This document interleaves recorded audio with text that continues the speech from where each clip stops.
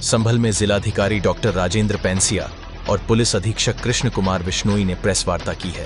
स्थान है उसके सामने सत्यव्रत पुलिस चौकी का निर्माण हो रहा है। उस पुलिस चौकी के विषय में एक हमें उर्दू के अंदर डॉक्यूमेंट मिला था। इस डॉक्यूमेंट का अनुवाद भी उन्होंने दिया था। ये हमारे पास एक अनुवाद है पूरा, जो इसके अंदर कुल 20 बिंदु दिए हुए हैं और उन 20 बिंदुओं में लिखा हुआ है कि ये चारों ओर उत्तर दक्षिण पूर्व पश्चिम की चौहद्दी या बाउंड्री है और इनके बीच की संपत्ति वक्फ है। 23 अगस्त 1929 को मोहम्मद अब्दुल समद, जो निवासी मोहल्ला कोट संभल है, उस समय जनपद मुरादाबाद था, उनकी ओर से एक अनरजिस्टर्ड वक्फनामा सामने आया है। उसमें क्रम संख्या 1 से 20 तक जो संपत्तियां हैं उनका भौतिक निरीक्षण और अभिलेखीय परीक्षण त्रिसदस्यीय समिति ने किया है, जिसमें हमारे यहाँ के एसडीएम, सीओ और यहाँ के ईओ तीनों लोग थे। इसमें जो सबसे प्रमुख बात है वो है कि अभी तक किसी भी व्यक्ति ने कोई भी आवेदन हमको यह नहीं दिया है कि यह हमारी संपत्ति है, अर्थात कोई प्रभावित और विधिक पक्षकार हमारे सामने अभी नहीं आए हैं। दूसरी बात, जिस स्थान की बात की जा रही है उस स्थान के अंदर जो संपत्ति कहते हैं दर्ज है वो 18, 19 और 20 संख्या पर है और वर्तमान में उस जगह की किसी भी प्रकार की कोई भी व्यक्ति वहां निवास करता है, उस नाम से कोई निवासित रहा है या वो गाटा संख्या जिसका उल्लेख किया गया है उसका किसी भी प्रकार से कोई भी साक्ष्य नहीं है। तीसरी बात, यहाँ कुछ जो क्रम संख्याएं हम आपको दिखाऊंगा। हमने इस तरह से चौहद्दियों का निर्माण कराया, जो परीक्षण किया हमारी पूरी टीम ने। उन्होंने देखा कि जो क्रम संख्या 9 के ऊपर एक अंकित चौहद्दी है, तो ग्राम बिछोली तथा शेर खां सराय दोनों के बीच की दूरी 4 किलोमीटर है और बीच की 4 किलोमीटर की पूरी भूमि उसके अंदर वक्फ के रूप में लिखी हुई है, जो अनरजिस्टर्ड, बिना आवेदनकर्ता और बिना किसी स्वामी के है। दूसरा, कोई भी भूमि जब वक्फ की जाती है तो उसमें स्वामित्व का उल्लेख अवश्य होता है।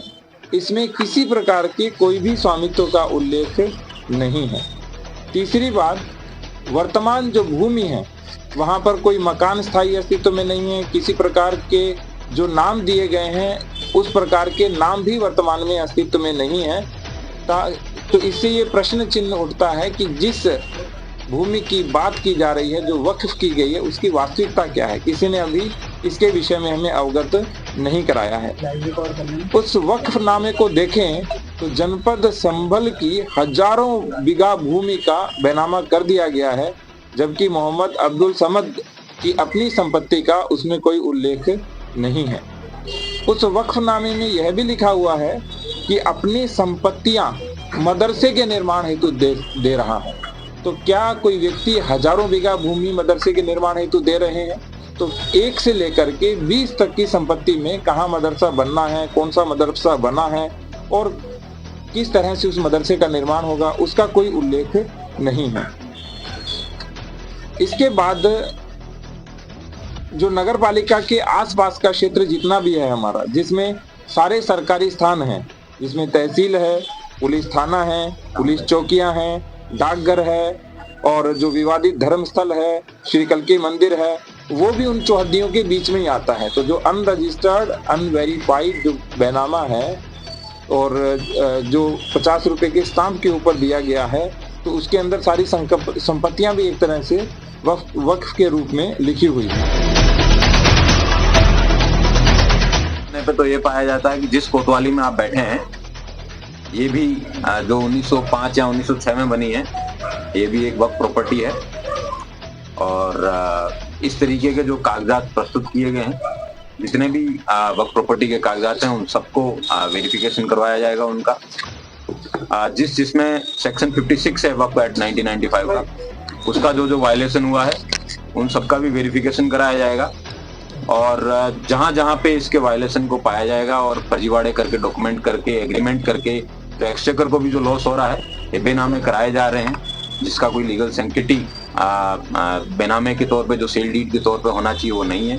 उन सब में भी कार्रवाई की जाएगी और इस पर्टिकुलर केस में जो रिपोर्ट एसडीएम, सीओ और ईओ ने दी है उसके आधार पे एक अभियोग पंजीकृत किया जाएगा और आगे की कार्रवाई सुनिश्चित की जाएगी। सर, ये अभियोग किसके खिलाफ पंजीकृत करेंगे आप? ये अभियोग वर्तमान में तो ज्ञात के रूप में दर्ज किया जाएगा, लेकिन जिन जिन लोगों के द्वारा ये कागज वहां पे या फिर वक्त में या जहां भी दिए गए होंगे वो विवेचना में उसके आधार पे कार्रवाई की जाएगी।